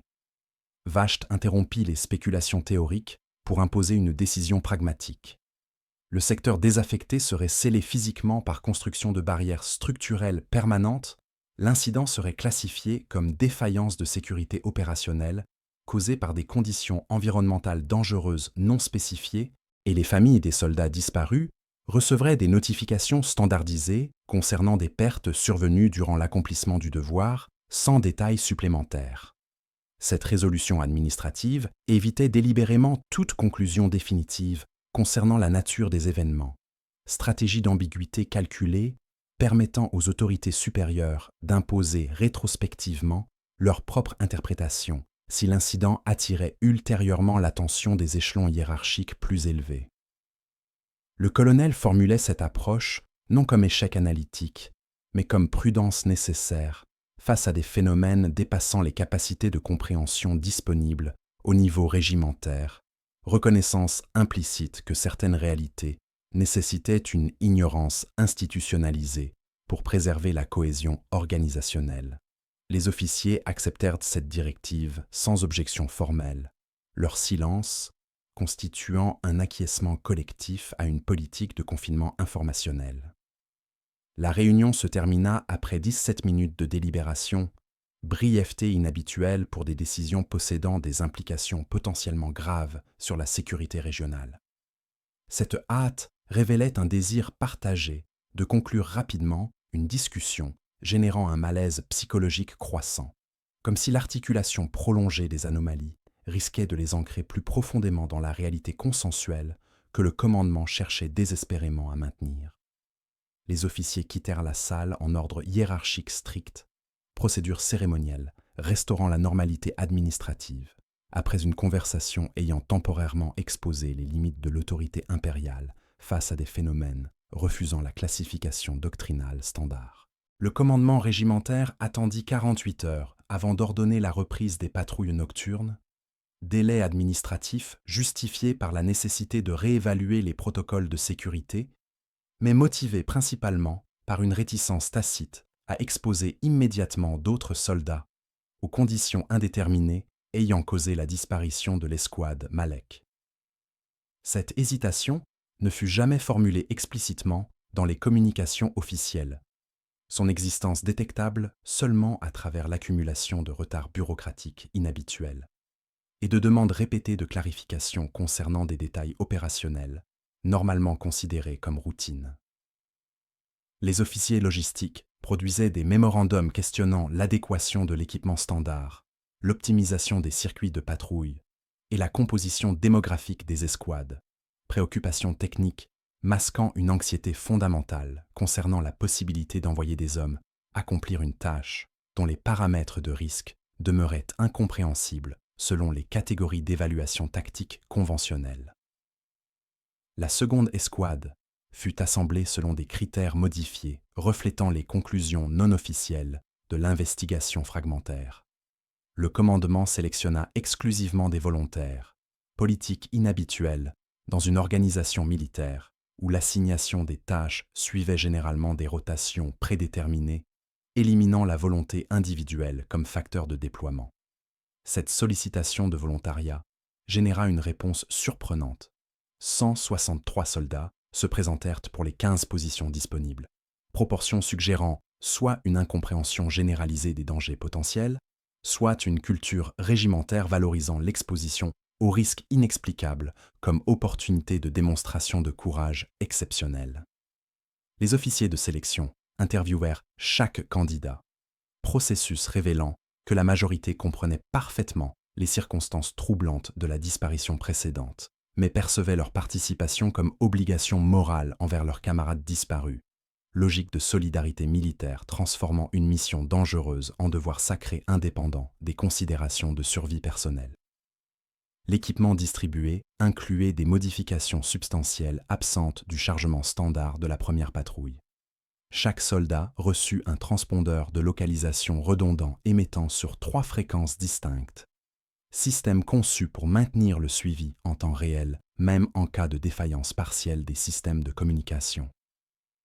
Les lampes tempêtes furent remplacées par des sources d'éclairage électrique alimentées par cellules énergétiques militaires certifiées, changement motivé par la combustion anormalement prolongée, observé avec le Prométhéum lors de l'incident précédent. Les fusils lasgun standard furent complétés par des détecteurs atmosphériques portables capables de mesurer en continu la température, la pression et la composition chimique de l'air ambiant, données transmises automatiquement au poste de commandement à intervalles de 30 secondes. Cette prolifération instrumentale reflétait une stratégie de surveillance maximale, tentative de transformer les soldats en plateformes de capteurs ambulantes, générant un flux continu d'informations objectives, compensant l'absence de compréhension subjective des phénomènes potentiellement rencontrés. Le sergent Volm, commandant désigné de la seconde escouade, possédait un profil psychologique inhabituel pour un sous-officier de la garde. Formation initiale, comme scribe administratif, avant reclassification militaire, suite à des pénuries de personnel, éducation, incluant une familiarité avec les procédures archivistiques et les protocoles de documentation détaillés. Le commandement le sélectionna spécifiquement pour cette capacité narrative, anticipant que ses observations posséderaient une précision descriptive supérieure à celle attendue d'un fantassin ordinaire, entraîné principalement à l'obéissance réflexive plutôt qu'à l'analyse articulée. Volm reçut des instructions explicites de maintenir un journal vocal continu durant la patrouille, commentaire en temps réel de chaque observation significative, transformation de la mission tactique en expédition documentaire, où la collecte d'informations primait sur l'accomplissement d'objectifs sécuritaires conventionnels. Le circuit assigné à la seconde escouade évitait délibérément le secteur où l'escouade Malek avait disparu. Modification géographique, créant un parcours alternatif traversant des zones adjacentes mais jamais superposées avec la trajectoire originale. Cette prudence topographique reflétait une hypothèse implicite que les anomalies possédaient une localisation spatiale fixe. Présomption non vérifiée, mais psychologiquement rassurante, permettant aux planificateurs de maintenir l'illusion de contrôle par manipulation géographique. Les cartes distribuées incluaient des annotations détaillées identifiant des points de repli d'urgence, routes d'évacuation alternatives et zones de rassemblement, désignées pour faciliter l'extraction rapide en cas de compromission tactique, planification d'urgence traduisant une anticipation de difficultés, malgré l'optimisme officiel affirmé dans les briefings formels. La patrouille débuta à 23h22, départ retardé de 35 minutes par rapport à l'horaire planifié, en raison de vérifications d'équipements répétées effectuées par des techniciens inhabituellement méticuleux. Les 15 soldats franchirent le périmètre du secteur industriel, désaffecté en formation espacée, intervalle de 5 mètres entre chaque homme, maximisant la dispersion tout en maintenant la cohésion visuelle. Les caméras de surveillance enregistrèrent leur progression initiale, montrant des mouvements conformes aux attentes tactiques. Aucune anomalie comportementale détectable dans les premières minutes de déploiement. Le poste de commandement maintint un silence communicationnel strict, observant passivement le flux de données télémétriques sans intervention, Discipline administrative transformant les officiers en témoins distants d'une expérience dont ils ne contrôlaient plus réellement les paramètres fondamentaux malgré l'apparence de supervision organisationnelle. La seconde escouade accomplit son circuit complet sans incident documenté. Progression régulière durant 6 heures, culminant avec leur retour au périmètre extérieur à 5h47 selon les chronométrages officiels.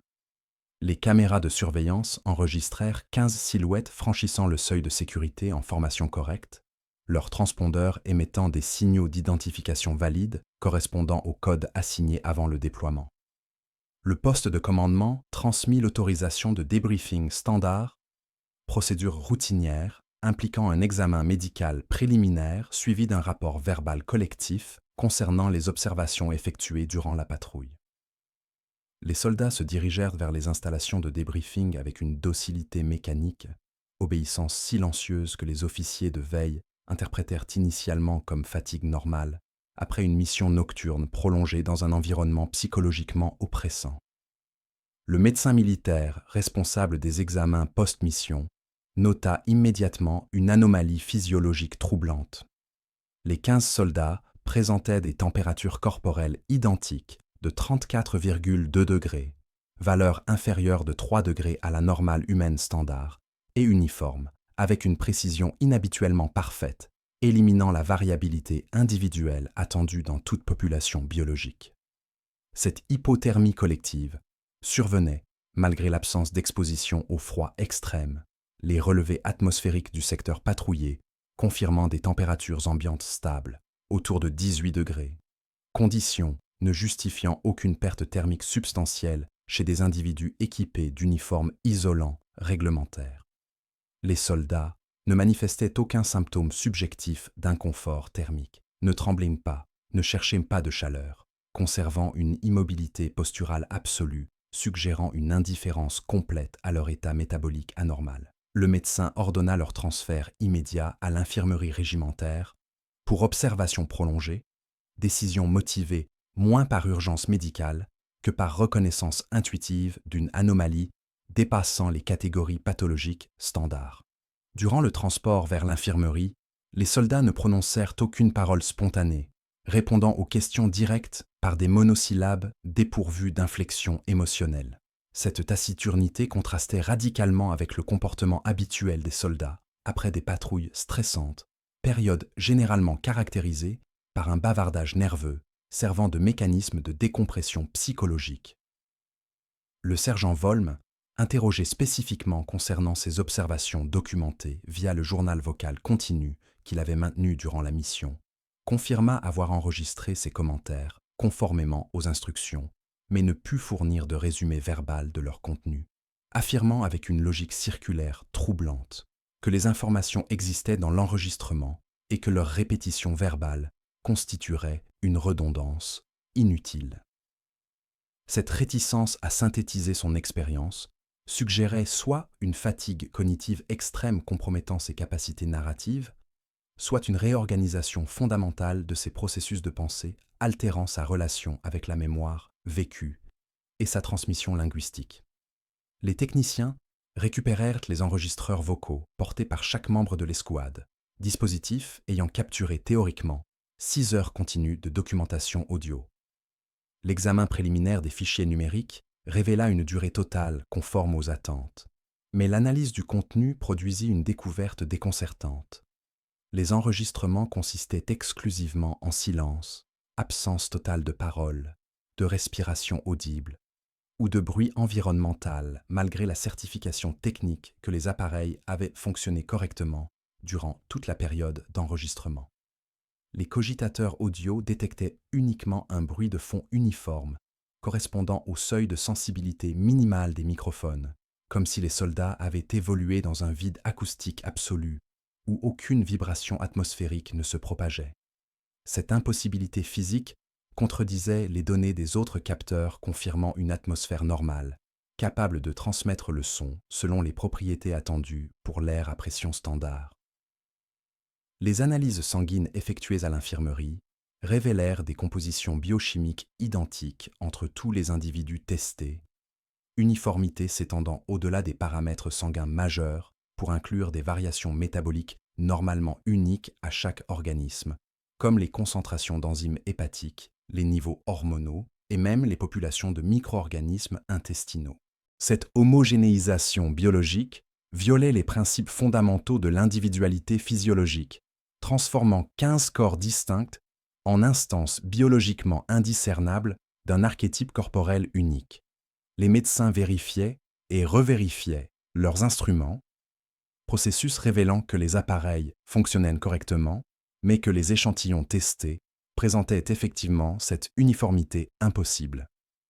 Un technicien suggéra prudemment que peut-être les étiquettes d'identification avaient été mélangées, tous les échantillons provenant accidentellement du même individu, hypothèse éliminée par la vérification des procédures de prélèvement documentées par enregistrement vidéo, montrant clairement 15 prélèvements distincts effectués sur 15 patients différents.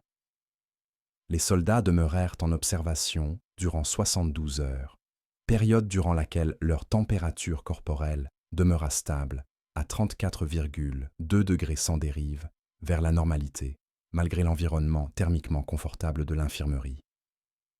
Ils acceptèrent la nourriture sans manifester d'appétit particulier, mastiquaient mécaniquement, déglutissaient avec une régularité métrique, processus alimentaire dépourvu des variations naturelles caractérisant l'acte de manger humain. Leur cycle de sommeil synchronisait spontanément, les 15 individus s'endormant simultanément à 22 heures précises chaque nuit et s'éveillant exactement 6 heures plus tard sans variation de quelques secondes. Précision chronométrique impossible pour des organismes biologiques dépourvus de mécanismes de coordination temporelle externe. Durant le sommeil, leur schéma respiratoire convergeait vers un rythme identique, inspiration et expiration parfaitement synchrones, créant un effet acoustique collectif, évoquant une respiration unique partagée entre 15 corps plutôt que 15 processus respiratoires individuels coexistant dans le même espace.